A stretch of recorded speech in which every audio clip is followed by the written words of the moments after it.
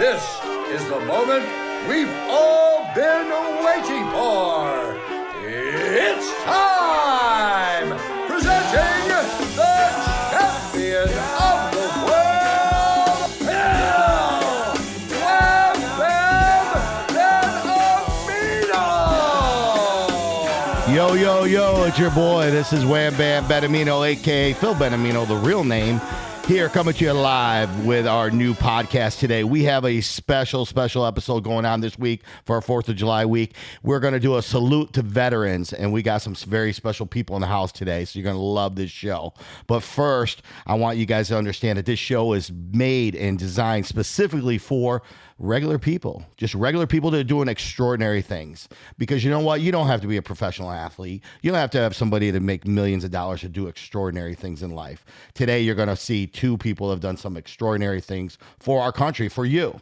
And we're going to talk about that. We have a 75-year-old Purple Heart veteran in the house. Mr. Charles Turner is going to be here, and he's here with his beautiful daughter, Cindy Turner Bell, who is also a Marine vet as well. So you know what? It's going to be an exciting show. We're really happy, and I think they're coming in right now.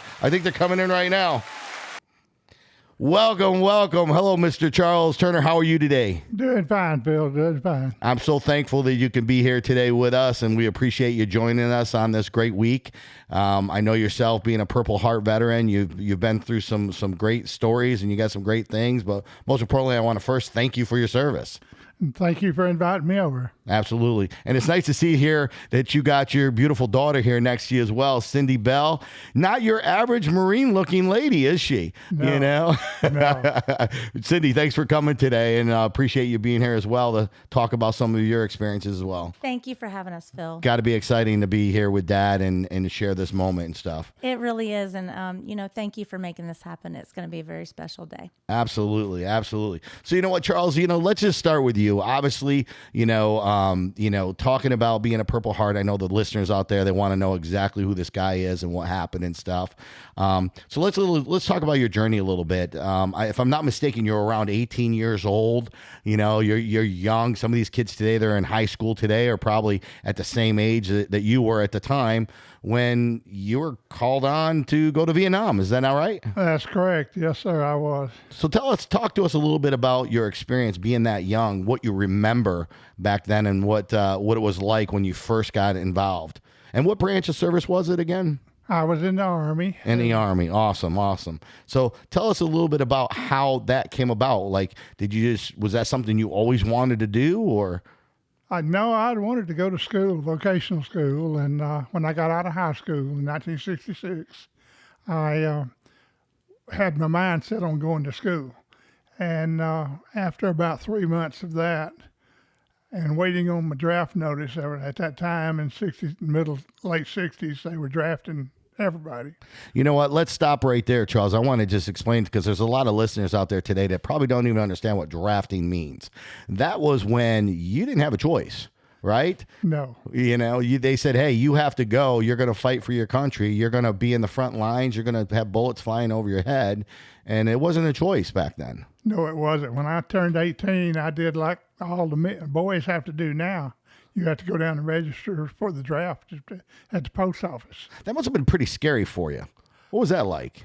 Oh, it wasn't. I just knew I was going to have to go because, I wasn't going to school then. And I knew I was going to have to go. And at that time, I didn't even know where the hell Vietnam was. I would imagine that would be an issue and stuff. So knowing that, you're going, and I guess I can understand if there's a draft, there's a lot of people in the same situation that you were in that said, hey, you got to go. So you had did you have any friends or anybody you went to school with or that you actually knew that actually went with you? I had one friend. He and I went down and volunteered for the draft on the same day. Okay, so you actually ended up volunteering then afterwards. Yes, I did. Well, what made you do that? I got tired of coming home every day, waiting on my draft notice to be in the mail. Gotcha. So you were ready. I was ready. You were ready. Tired of waiting, yes. That's a true hero right there, man. You were going there doing it. So it was worse than just going on over there. So talk to me about that. So once you finally, you enlisted and stuff, where did they station you? Where did you actually talk to us a little bit about how you became an Army veteran? Like what they did as far as teaching you and training you and those types of things. Well, I was drafted. I went down to Ponce de Leon Avenue in Atlanta to reported to them. They put me on a bus and sent me to Fort Benning, Georgia, down in Columbus. Nice. And nice. it's not Fort Benning anymore, but it is to me. Gotcha. They changed the name to Fort Moore, but it was Fort Benning, and I always will be to me. Put me on a bus, sent me down there, pumped me full of shots for all the immunities to everything, and started my training. Yeah. Now, what was your first day that like there? Where I mean, when you went to bed, were there a few tears in your eyes? Did you miss home? Were you a little scared at all? We were scared. They shaved all the hair off, and like I say, started giving us shots. And that was when they did it with the air gun. Oh wow! They put it up to your arm and just pull the trigger and you shoot it out. And it was an experience, and I just didn't know what to expect the next day. There wasn't any tears, but didn't know what to expect. Gotcha. Yeah, I mean, medicine today obviously has changed over the years. You're talking back in the 60s, so over the last 60 years, realistically, medicine's obviously improved and changed things. But, you guys survived. So that's, some of you, which is a good thing. And you're here to talk about that as well. Oh, yes. But, going through training, how long was training and what was the hardest thing that you remember about training? Well, the training was 3 months long, the basic training. And the hardest thing I remember was the running. We ran every morning, and that was the toughest thing. Why would they make you run? Like you're not out there running, you're running through the fields in Vietnam and all that stuff too. Was part of it, or was just straight conditioning? It was just conditioning mainly because I knew I wasn't going to run when I got over there. So yeah, I always tell I tell my children always hate to run, and I always said, listen, get up every morning and run. Do what you hate to do, because if you do what you hate to do, everything else becomes easy. Yes. And not too many people enjoy running, right? You got to really be a true athlete to enjoy running. But, so I'm sure that played a little mental game as well, through the training purposes of it, point of it all as well. Yeah, it got me in shape anyway, yes. Well, that's good.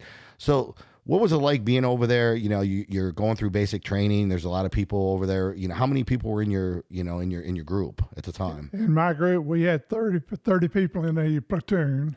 Okay. We had 4 platoons in each company. Gotcha. And that's what it was. We all trained together. Our 30 trained at the same time. Awesome. What now, as far as food goes and meals and stuff, you had McDonald's and Burger King and all those Chick-fil-A and stuff out there, or no? No. Talk a little bit about the food and what they fed you and stuff, and what you had to get used to eating. Well, they had SOS, what we call shit on the shingle. And I like that, SOS.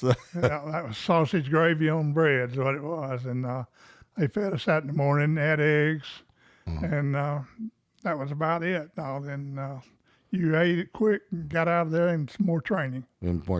Now, did you see anybody that didn't make it through training?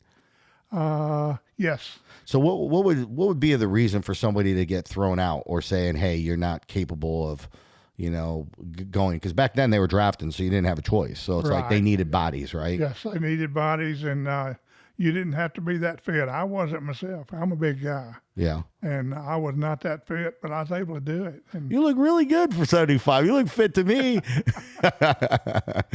So obviously you're at the platoon. You got 29 other friends that you're making. You guys are family now and stuff. You said it was about 3 months going through basic training and stuff. And when was it that they said, hey, it's time for you to go? Well, we had the 3 months there, and during that 3 months, you decided what you were going to do in what they call AIT, Advanced Infantry Training. Because we were infantry, Sand Hill, Vietnam, or not Sand Hill, Vietnam, Sand Hill at Columbus and Fort Benning.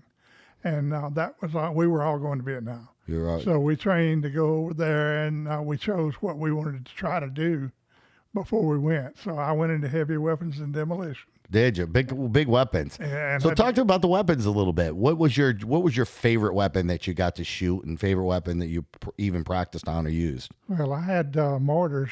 Oh yeah. We learned the mortars and recoilless rifles. Now the mortars, those are the big ones. Well, we had the 81 millimeter mortar. They had a bigger 4.2 mortar, but the 81's what we had. Gotcha. And going through training with that, like obviously they had fields and stuff where you would practice and You know, as far Yes, as sir. shooting ranges go, you know, it's not like you went to a range where these people go today and shoot their guns and stuff. So talk a little bit about how your training went with shooting and stuff. Well, we had rifle training at Sand Hill in Fort Benning. And then my mortar training was down at Fort Gordon in Augusta.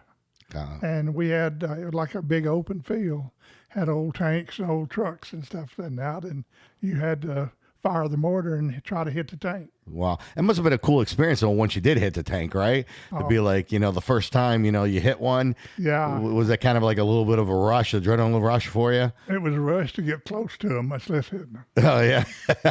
That's good. That's good. So obviously, you know you're going to Vietnam. Your group knows you're going to Vietnam. Was there anybody that just didn't really want to go? Or was everybody at that point like, hey, now we're going to go over there and kick some butt? There was a lot of guys didn't want to go, but they didn't have any choice. Right. Yeah, I was given the opportunity, and I did real good in my advanced training. I was given the opportunity. It said you can go to NCO school to be a sergeant, to jump school down at Fort Benning again, and to Vietnam, or you can go to jump school in Vietnam, or you can go to Vietnam.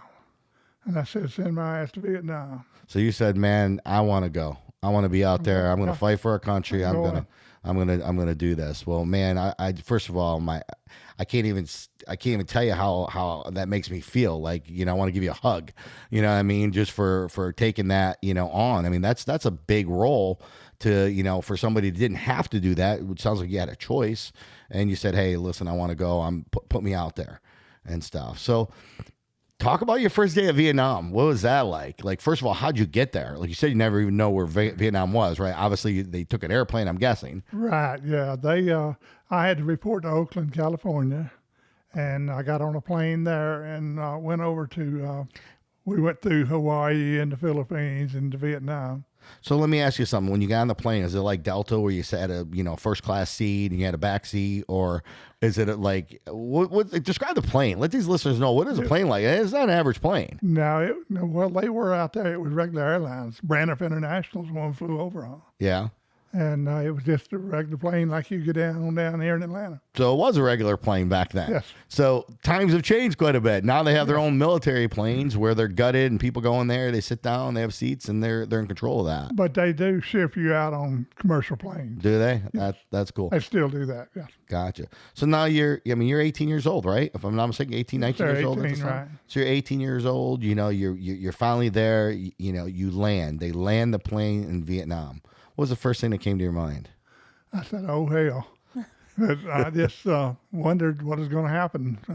No one was shooting at us when we got off the plane, so that made me happy there. So That's good. Now, how long was the war going on when you first got there? it started in like 66, and I got over there in 67. So I was one of the first bunch of replacements that went in.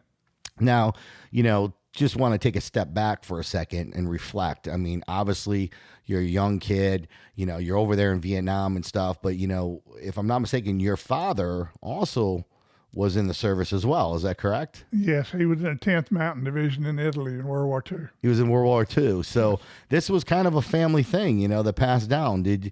Was that something that you wanted to follow in Daddy's footsteps or kind of make him proud? Was that something that you had in the back of your head at this time, or? Well, he never talked about it, so No. I don't really know of anything much that he did while he was in. So Gotcha. So you're in Vietnam, and obviously now Cindy, I know you're hearing all this. Some of this stuff might be fresh for you. You might never even heard this, which is awesome. But obviously you're not born yet, so you don't know that Dad's over there. What are your feelings right now, thinking about all this? Yeah, I love hearing him talk about it. It's not often that he does, so that's why I was excited about this opportunity to hear you have this interaction with him, because it's a little bit different too than family, or he just talks to us a little differently than he does other people. Well, so of course. it's nice. Yeah. I'm loving listening to this. That's awesome. So Charles, back in Vietnam, we're there, you landed. First thing that comes to mind, there's no bullets, so that's a good thing. Was it like, hey, where's the food? Am I hungry? Like, what's next? Like, what happens initially when you first get, boots on the ground? that's what I was thinking. What happens next? And they sent me and most of us to a training center there in Vietnam at Long Binh, and it was called Red Catchers Training Center. And that was the home of the 199th Light Infantry Brigade, and that's where they put me, in the 199th. And I just had a reunion this past week. Did you? Down at Fort Benning. Oh, that's and good. I had probably about 100 guys that were over there at the same time I was. Wow, that's great. That's great. So, yeah, we reminisced. We talked a lot about it. I bet you did. I'm sure you got some really great memories and some sad ones too, as well. Oh, yes, we lost a lot of people. And it's unfortunate, but, we're thankful, obviously, as a country. People have to make sacrifices, and they made the ultimate sacrifice. Yeah, so the unit I was in was over there like 4 years. Yeah. Came back in 70, it was deactivated. And during those 4 years, my unit, the 199th, lost 758 men. Wow, can't even imagine that. And we read their names every year on our reunion every year. That's awesome. That's unbelievable. It's so, I'm thankful there's people like you out there and them that, honor those that are there, because families, they don't have those memories. No, anymore. everyone wants to forget history, but we don't. Right. We don't forget it. That's true. Without that, you wouldn't have the future. Exactly. It wouldn't be the way it is today, for sure. So, again, I'm probably going to say thank you a million times during this podcast, but I mean it. I mean it every time I say it, because it makes me think of how lucky we are, as a nation, and some of these kids today don't realize how fortunate they have it. And it's because of the ultimate sacrifices that people have made and done and stuff. Yeah, they don't realize it. I go out each year along in April and May to high schools around the North Georgia area. And we do a leadership award with the Purple Heart Leadership Award. Yeah. And I was over at Chamblee High School, where I graduated from high school. No. 1966. Shout out to Chamblee High School out there. There you go. Yeah. In 2016, when I was over there, I was addressing the group of JROTC. They did not have a JROTC when I was in school, but I was addressing them, and I asked them how many of them were seniors. And about 10 or 12 raised their hand that were seniors that year. And I said, well, would you believe 50 years ago, in 1966, I graduated here at the same high school you're graduating from. And did it look a little different? I said, in less than a year from now, I was in Vietnam with a rifle in my hand, ready for myself. I said, are you ready to do that?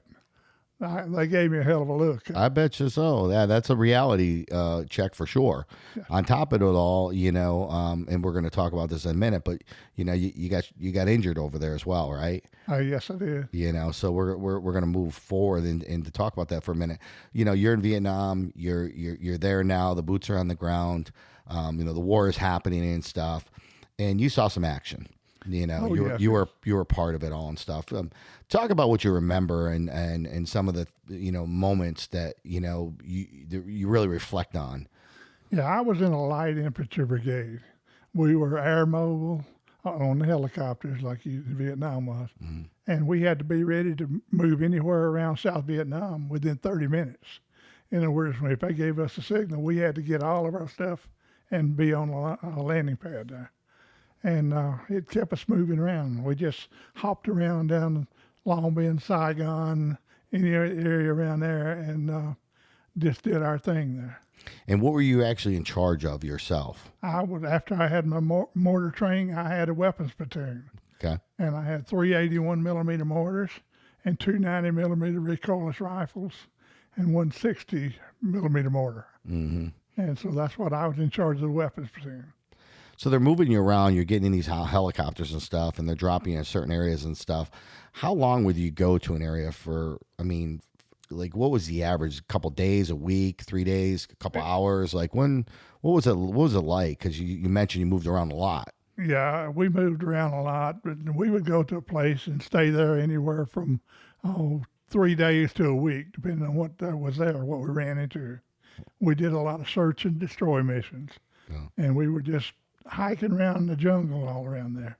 Gotcha. and sleeping outside. And Yeah, I was going to all say, sorts I of mean, I was weather. going to, that was my next get into, Cindy, you brought that up, great, is because, what was the weather like? What were the conditions like? I mean, what happens when it rains and there's a thunderstorm and there's lightning and, you got animals out there and stuff, like, what do you do for food?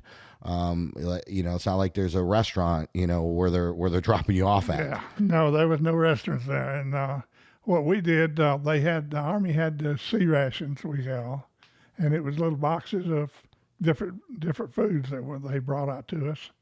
And we had to eat that or not eat, one or the other. Right. And it rained probably about 3 months out of the year in the monsoon season. Right. And it rained hard when it did, but most of the rest of it wasn't that much rain. It was pretty decent there. Well, I gotta, reflect on that and think that had to have been brutal right there, just, mentally, when you're dealing with rain and the weight of all your uniform and everything that's on you and sleeping in mud puddles. And that's, it's got to be pretty hard.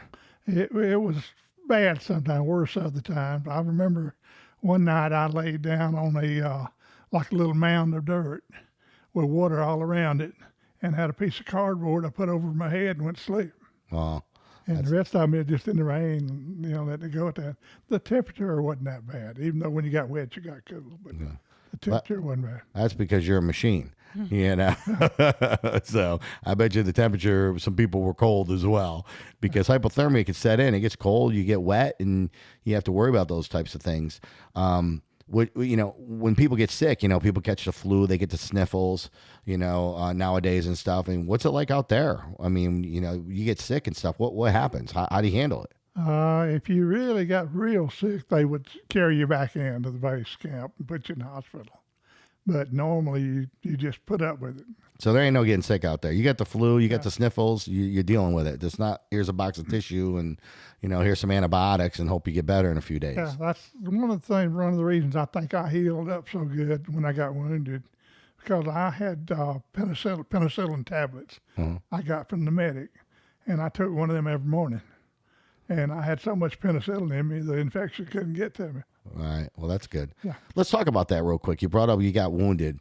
Tell us a little bit about that. Exactly what happened. If I'm not mistaken, you're out in Vietnam. You're walking through some stuff. Talk about that. Yeah, we had went out on a search and destroy mission, and we were going along. Just before we set up in the evening for the night, we found a bunker complex, a bunch of bunkers, and we didn't make any contact with anybody there. They had sort of run off.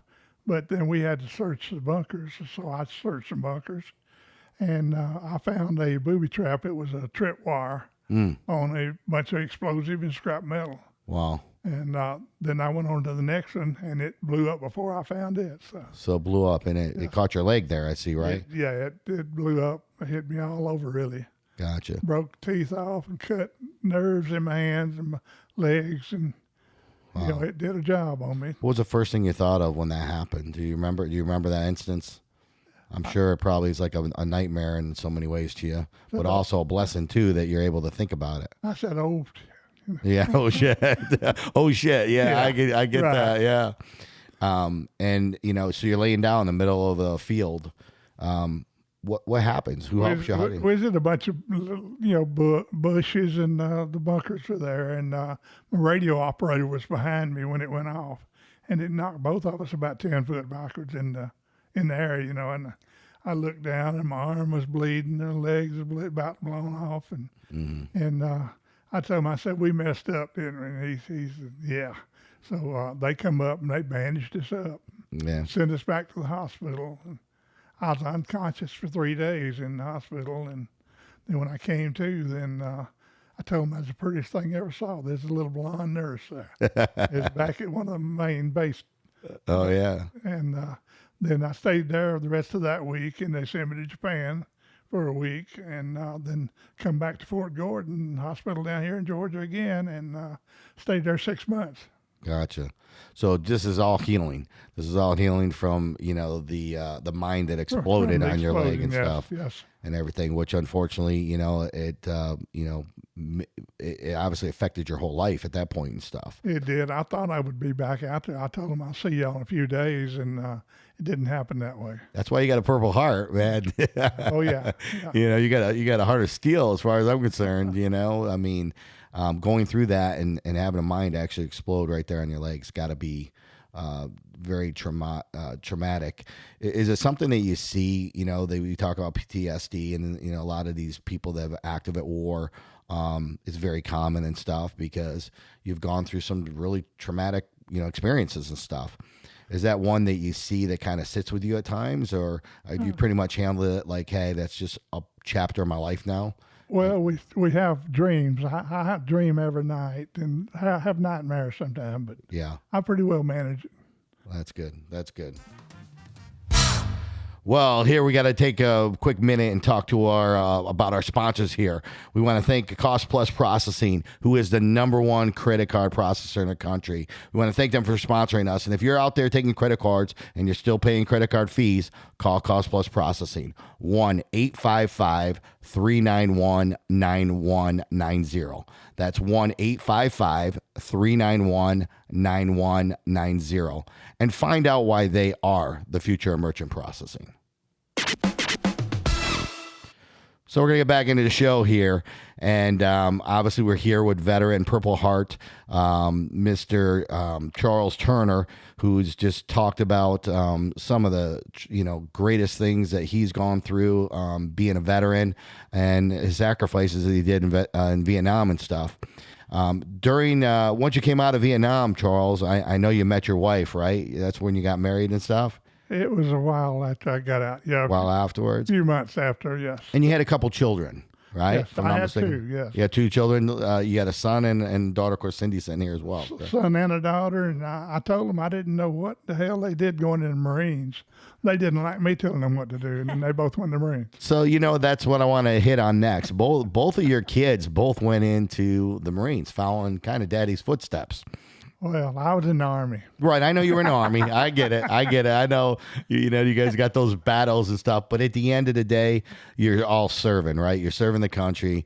You're putting your lives out there at risk, you know, to make the world a better world, right? Yeah. That's it in a nutshell. Obviously they could have chose any other things to do in the world, but they wanted to go out there and serve also. How did you feel about being a dad, knowing that we'll talk about your son first because he's a little bit older than Cindy was. So obviously he made the first, he decided to go first. You mentioned went into the Marine stuff. How did it make you feel?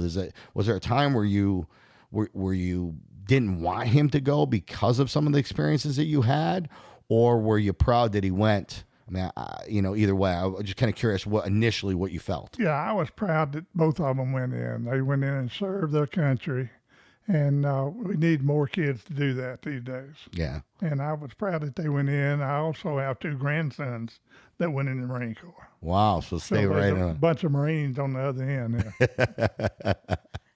Well, let's talk to this one Marine right here, sitting here. Let's talk to her for a minute. Cindy, once again, thanks for being here, and thanks for, allowing, your dad's a hero. Obviously, he's got a, Purple Heart. He's done some amazing things. He's an amazing individual. What was that like, knowing that, hey, I'm going to go in the Marines, but I'm following the footsteps of a pretty significant person here? Yeah. It was a choice that was not made lightly. Obviously, my brother went before me, and it became more of a challenge because my brother finished boot camp at Parris Island, South Carolina, and I went to his graduation, and I said, I might go in the Marine Corps too. And he said, oh, you could never do what I just did. And I was like, oh, really? Oh, so it was a challenge. So it kind of was. But, back to the whole family history of our, military family, it was always a big part of how we were raised, who we are, very proud Americans. And, watching our dad being a servant leader his entire life as, continuing to support veterans was just, it was a natural progression for me in my life. And, I'm from Georgia. I wanted to go see the world. And I said, you know what, why not? Gotcha. Well, at that point in time, when you enlisted stuff, was there any wars? Obviously, your dad went ahead. He knew he was going to Vietnam and stuff. Was there anything happening when you went in that you said, hey, I want to be out, I want to be a part of this, I want to help, or was it just a, hey, this is a path I want to take, and if they need something, I'm ready? Right.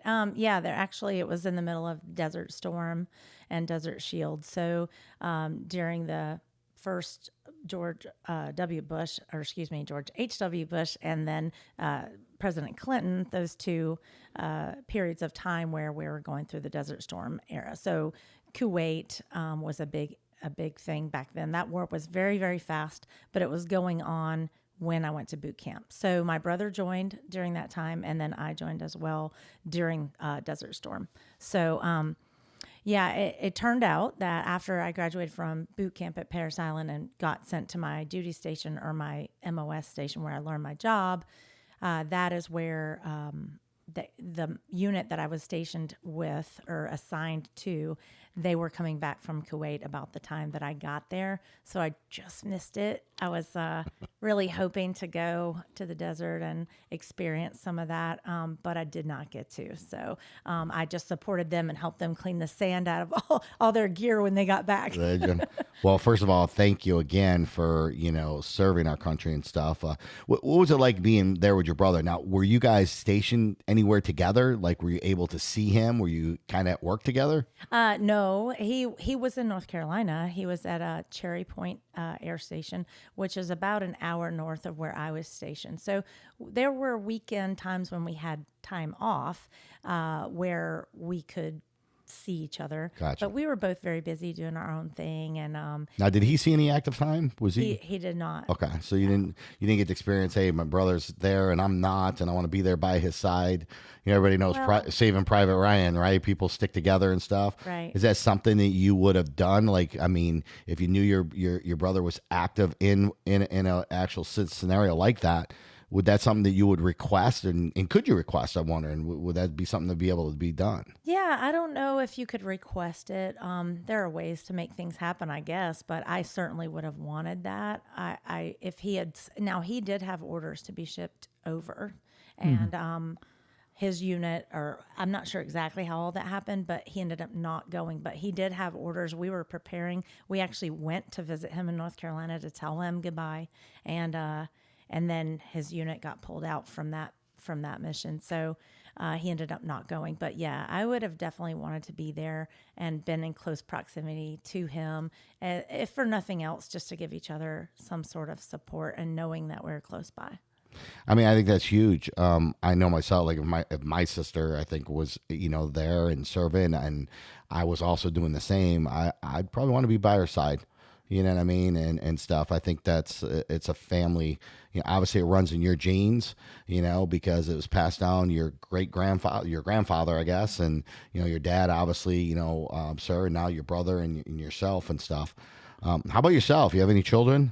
Oh, I do. I have two boys. Two boys. Have either of them thinking about going in enlisted or doing anything? They did, both consider it. They both kick around the idea. My oldest son is now, going to college. He just finished his freshman year at college. Oh, yeah. Where'd he go? He goes to Georgia Tech. Oh, big shout out to Georgia Tech. Man, we had Taekwon Marshall on our show last week, Georgia Tech. And my son actually runs track and cross country for Georgia Tech. Oh, that's awesome. Big shout out to them. Good luck to them over there. But yeah, back to what you're saying. I would totally support them going into the military if it worked out that way. My younger son just graduated from high school, and he is looking at going to college, but I would say weekly talks about, the possibility of him going to talk to a recruiter and possibly going into the Marine Corps. So that would make me very proud. Yeah, very nice. Very nice.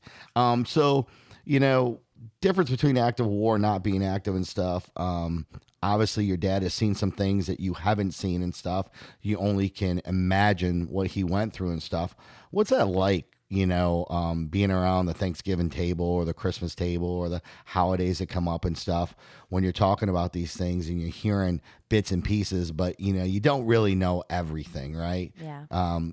What is it like for you, and does it give you, some sense of, kind of wondering like, is he telling me the truth? Do I know everything that, happened and stuff? Where does it take you? Yeah, I do think that I've always wondered the parts. There's always going to be things that I won't ever know.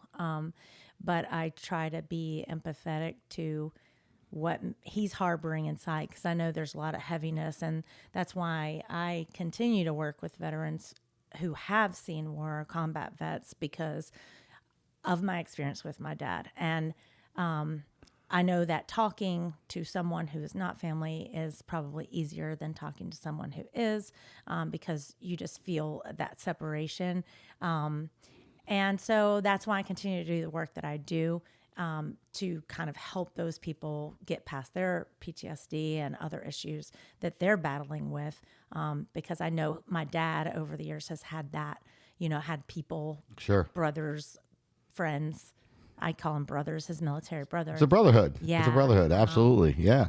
Who've been there for him to do that. So And that's got to be a special thing. But, once again, again, just the fact that you're working with others, and talk a little bit about that, because I know that you're heavily into, the Wounded Warriors type of people, and you do a lot of different races and stuff with veterans and stuff. Talk a little bit about that, and how the camaraderie and how the support and stuff, how that helps the morale. yeah, thanks for asking. I love to talk about this because we make big impacts with a large group of veteran and law enforcement who have experienced traumatic, experiences in their lives, either through battle or on the job as law enforcement. So we try to honor, empower, and motivate these people to continue to live a strong life, even if they're an amputee or they've lost their sight or their hearing. I know so many people who are missing limbs, and it's amazing to see them go out and go through a Spartan course, and be successful. Man, I'll tell you, I won't forget, and hopefully we show some clips of this and some photos of some of the people that you've worked with, but seeing some of these amputees run, I mean, they run it better than I could, and I got legs, and just watching their determination, and it makes your heart full. I mean, it really does. It does. And, I have friends who, have one arm and have learned how to do archery and shoot a bow and arrow. And wow. So they pull the arrow or the bow back with their teeth, because they only have one arm. So they have to hold the bow with one arm and hold the string with their teeth. It's just mind blowing, and they're good at it. Right. They're really good at it. So. Well, they're a special person. I mean, come on, just having the discipline that you have, and then knowing that something like that's taken from you, they don't look at it as an inconvenience. They look at it as they're a little different, and they're challenged, and they rise to the occasion. Right. And it is amazing. It's absolutely amazing. Not everybody can do that. It's special people, and I think that's why this week it's nice that we get to support Memorial Day. We support July 4th, and we support the veterans. It's nice to see it's being more supported throughout the whole world. Realistically, sporting events, airlines. I mean, people are really starting to take notice that there's a lot of real heroes that are around you every day, and you don't even know it. I'm sure, Charles, you've probably gone to Kroger's or Publix and stores, and you're just an average guy walking through the store. Although you might have a little limp now and stuff, and you have some problems with. People don't realize what you really went through. It's pretty common just to go anywhere, and no one knows anything that you did. So right, talk about, coming home. I want to talk about the transition, Charles, with you, because you did go to war, you did get wounded. What was it like when you came finally back to the States, where life had to move on from the military, and stuff, and what that was like for you? Yeah, it started off real tough for me when I first got back. They flew me into Fort Gordon down in Augusta. I got an emergency leave. My father was having a lot of heart problems, and I got emergency leave and came home to Chamblee, Georgia, that's where I live. Mm-hmm. And that night he died. Oh. So I lost him. Well, I'm sorry. A long time ago. Right. And then I had to take care of trying to get the arrangements down and everything for him. And then after that, I had to start my life. You grew up fast. What are you? You're 19, 20 years old then at that point in time, right? Yeah, I couldn't go in the store and buy a beer anywhere. Right. That's unbelievable to think that, how young you were. You had to grow up quick. Oh, yes, you had to. And then life threw other things at you, and you've got to grin and bear it and just, deal with it. Right. Now you have to figure out a way to survive, right? What do you do next? Like, what was life like out? Like, what was your next step? Like, what'd you end up doing afterward? Well, after I settled down, I was still in the hospital for like 6 months, in and out emergency leaves. And then when I finally got out of the Army, I went back to work. I didn't want anything from anybody, just let me go back to work. And, I didn't have the bad homecoming like a lot of people did. Because when I got here, I was on a hospital plane. And it wasn't like people coming into the airports and all these protesters.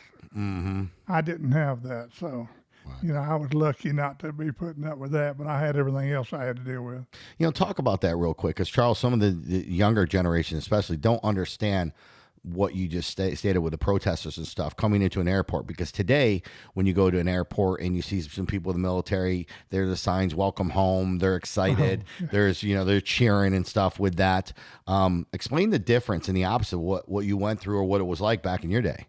Yeah, well, right now, my Purple Heart group goes down to the Atlanta airport, and we welcome troops in as they're coming through, going home and coming back in.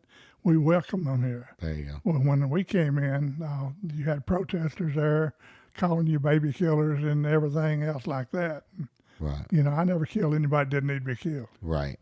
And you're defending your country. That's right. And I was doing what my country wanted me to do, just like we were celebrating the 4th of July by people doing what their country wanted them to do. That's right. If it had not been for them people, we would not have a holiday. That's right. 100%. Agree with that. So, I want to ask you, do you miss it? Do you miss it a little bit? Because, I talking to you today, and I really appreciate it, but I could see a little bit like you definitely, you enjoyed being a part of, of who you, it's kind of who you are, right? You know what I'm saying? Right, exactly. And I just can't, like I say, when I was specialized in heavy weapons and demolition. Yeah. And when I got out, I was a damn welder. So, that doesn't the same thing. Right. And then after that got closed up, I went to work driving a truck.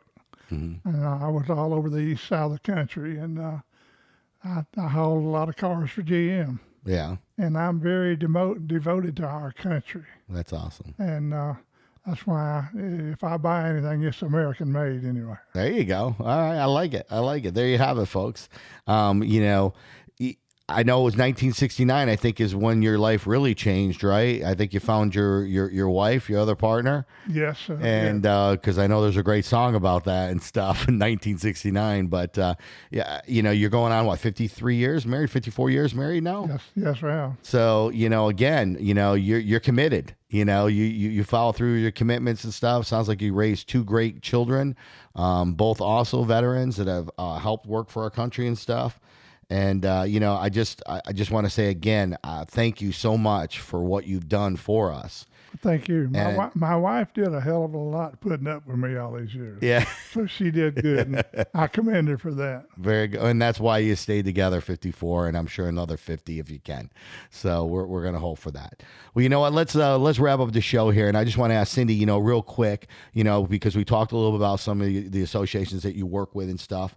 How can people, veterans, find places, and how can people that aren't veterans and can support these veterans and stuff?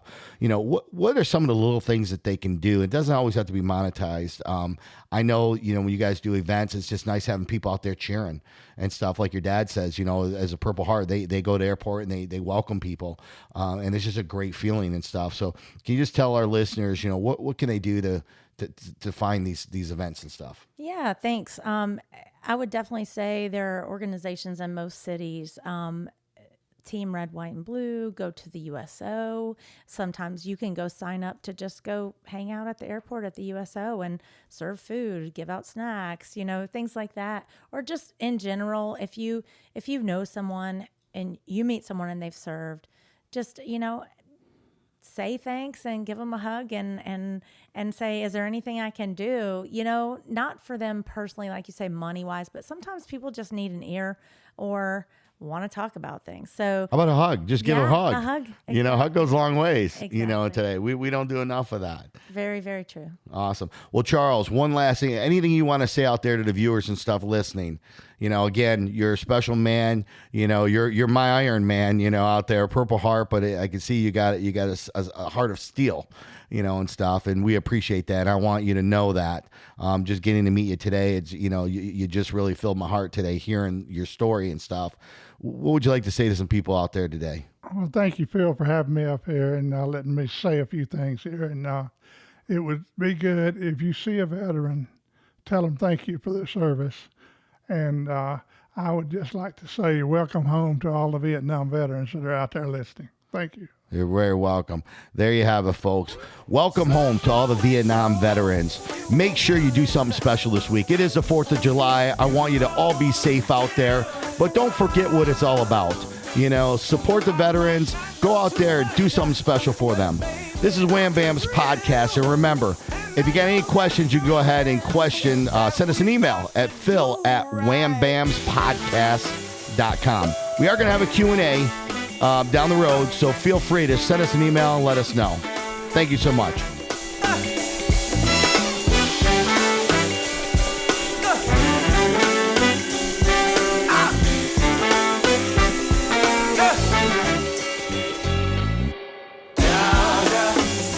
This podcast is brought to you by Cost Plus Processing, the leader of merchant processing. Call them at 1-855-391-9190 and find out why they are the leader in merchant processing.